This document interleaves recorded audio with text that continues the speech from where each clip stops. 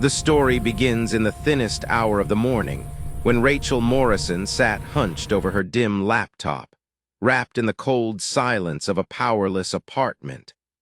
Her daughter Lily slept a few feet away on a sagging pull-out couch, unaware that their lives were unraveling strand by strand. Rachel's bank balance hovered just above empty, eviction loomed, and the world seemed to be pushing her to the bitter edge of collapse. That was when she stumbled across a strange government auction listing, a condemned Cold War bunker for $1. No photos, no descriptions, just coordinates deep in the Nevada desert and a bold warning that the buyer assumed all risks. It felt ridiculous, maybe even reckless, but desperation gives people a wild sort of bravery. She bid anyway, using the last $1.47 she had.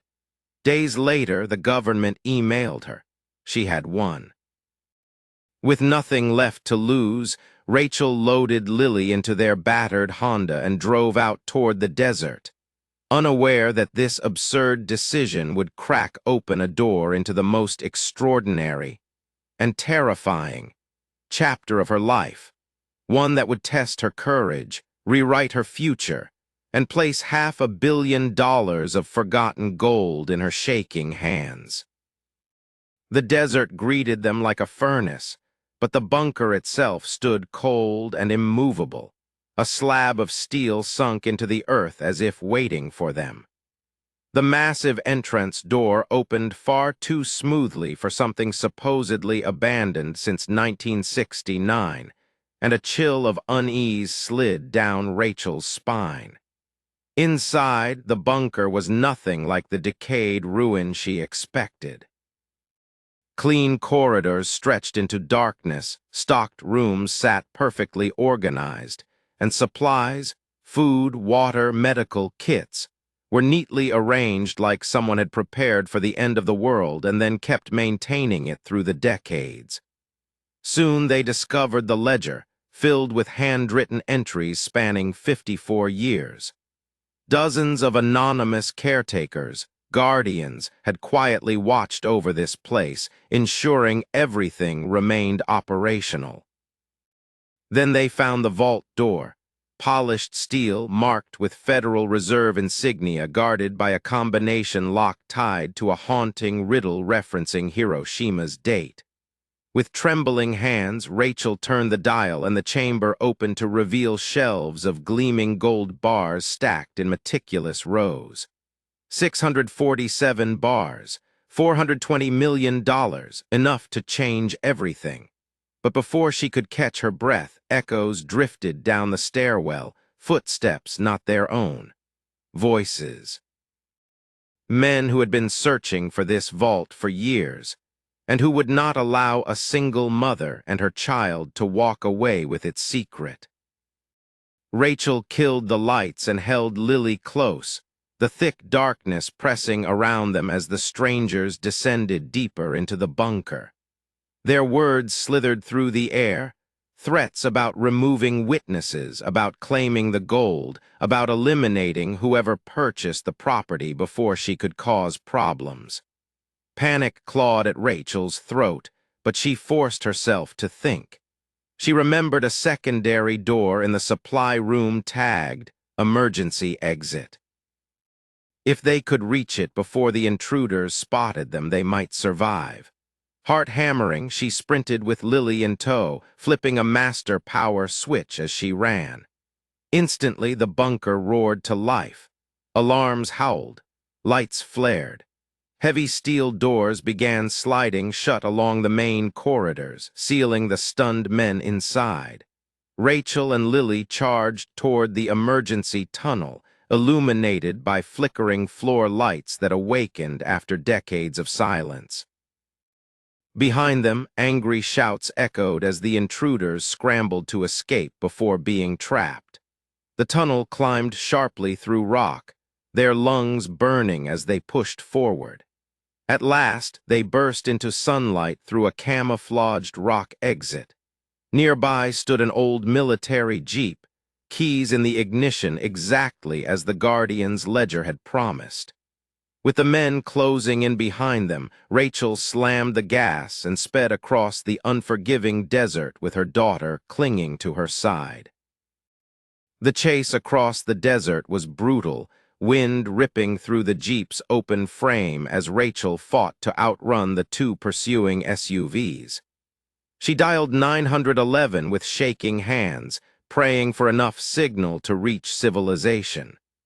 The dispatcher answered, and Rachel spilled out their situation.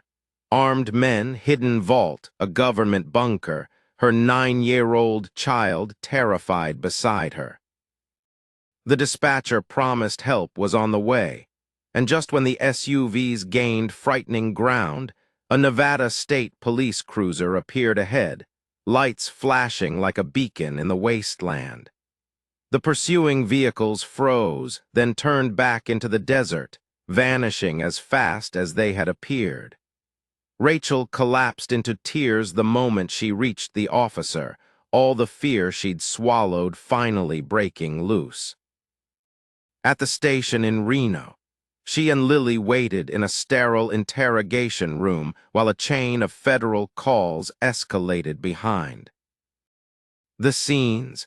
Eventually, 3 high-ranking officials arrived in tailored suits, Treasury, FBI, Federal Reserve, faces tense, expressions carved from stone.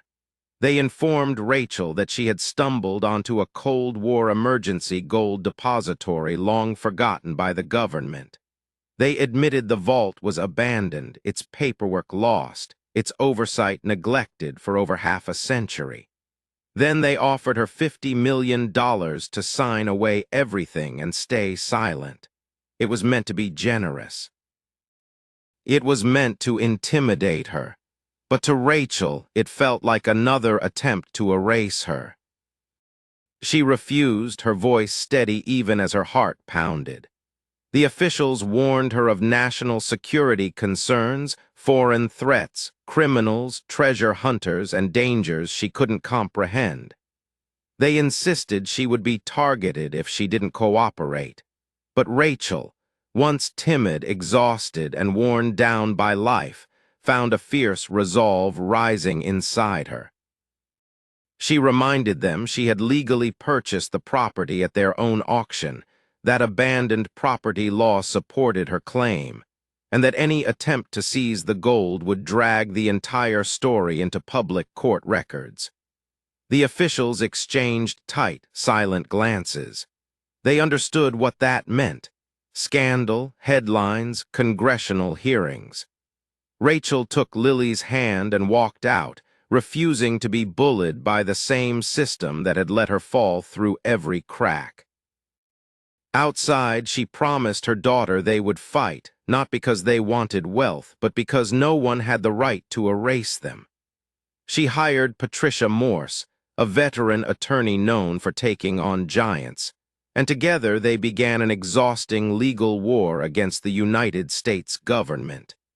It dragged on for months, then years, a battle of filings, hearings, and public pressure. Media outlets discovered the story, and Rachel quickly became a symbol of ordinary Americans pushed aside by bureaucratic neglect. Yet through every interview and every courtroom challenge, she stood firm. The legal war was brutal, but something extraordinary happened along the way. The public rallied behind her. Citizens saw themselves in Rachel, overworked, overlooked, doing everything right but constantly falling short. Donations, volunteers, and moral support poured in. News segments framed her as the woman fighting not just for gold, but for fairness.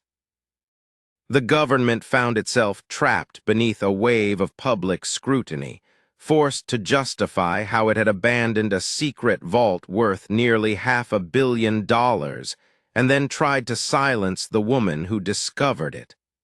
Ultimately, Rachel won.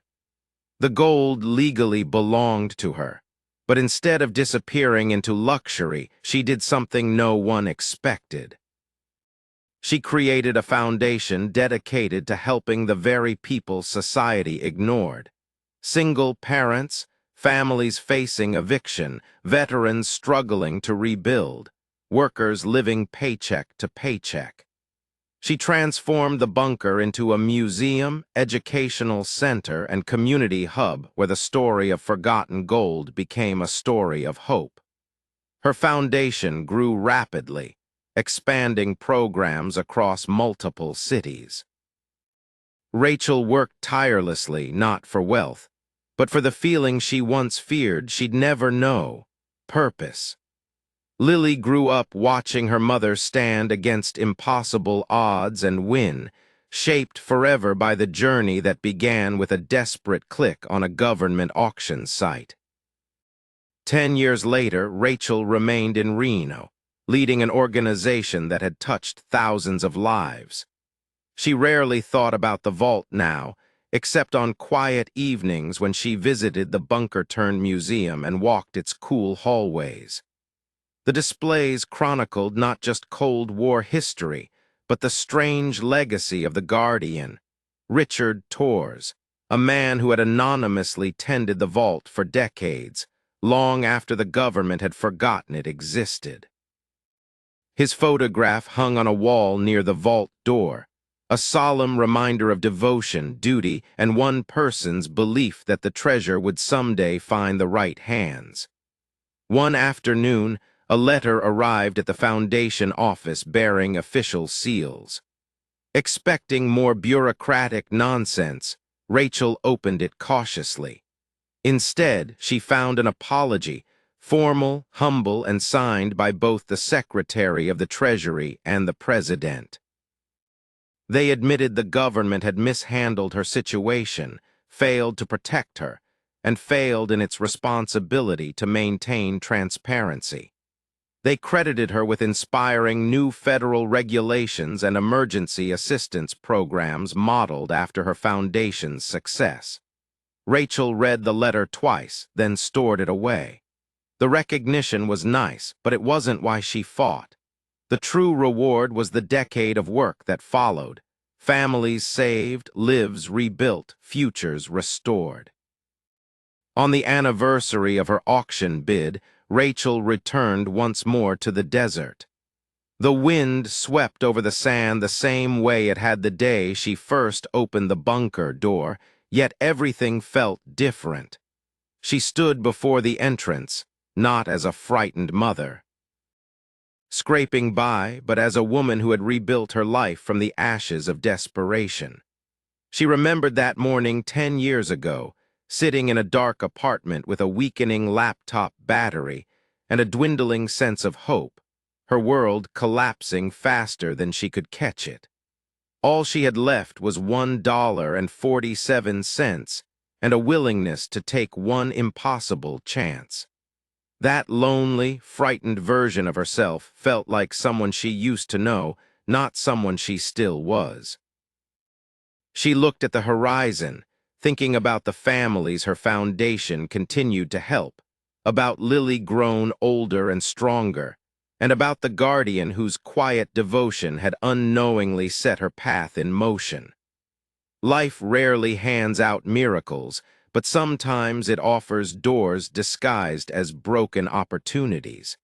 And sometimes, when we choose to step through, we find more than survival. We find purpose. With the sun dipping low behind her, Rachel whispered a thank you to the forgotten bunker that changed everything, then invited listeners to remember this. Never underestimate what one brave choice can ignite.